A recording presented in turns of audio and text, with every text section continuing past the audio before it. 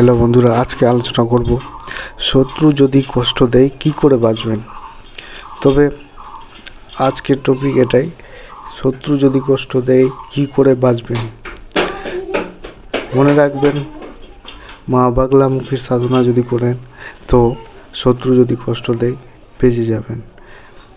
বাগলামুখী সাধনার জন্য আপনাকে রুদ্রাক্ষ মালা নিতে হবে। সেই মালাটা তাতে জপ করতে হবে। কোন মন্ত্রে? ওম হ্লিম বাগলামুখী সর্বদুষ্টানাম বাচম মুখম পদম স্তম্ভে জিহ্বা কিলে বুদ্ধি বিনাশে হ্লিম ওম স্বাহা। এই মন্ত্রটা জপ করতে হবে। জপ কতটা পারলে আপনি মোটামুটি 108 সংখ্যায় জপ, 108 মালাতে এক মালা দু মালা করে করে দিনে জোটা মালা করতে পারেন। বেশি ভালো হয় যদি আপনি লাল আসনে বসে জপ করেন। তো বাগলামুখী সাধনা যদি আপনি করেন তো আপনার শত্রুগুলো পরাস্ত হবে এবং তবে আপনাকে ভাবতে হবে বাগলামুখী সাধনা কিন্তু ফেরতও আসে, উপরেও আসে যদি আপনি কাউকে শত্রু মনে করেন। তো যখন সাধনা করবেন তখন আপনাকে মনে করতে হবে কি আমার শত্রু নাই। বাগলামুখী সাধনার জন্য আমার শত্রু ধীরে ধীরে কমছে। কখনোই মনে করবেন না কি আমার শত্রু এটা আছে, নাহলে বাগলামুখী সাধনাটা উল্টো হতে পারে, উল্টো আপনারই ক্ষতি হতে পারে।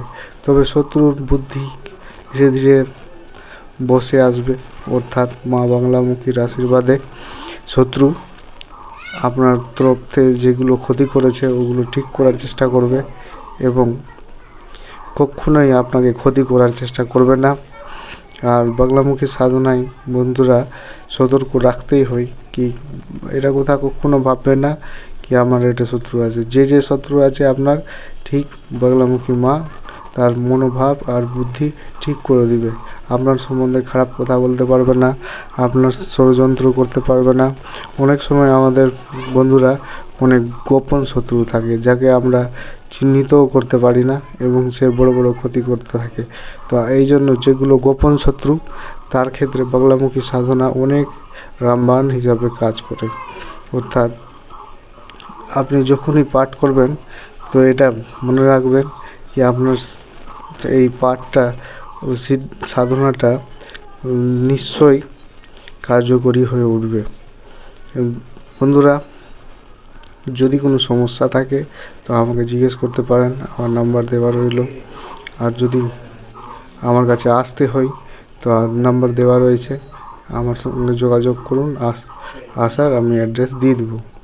আর যদি বেশি অসুবিধা থাকে তো আমি হনুমান রক্ষা কবচ তৈরি করেছি, সেই কবচটি আপনি ধারণ করতে পারেন।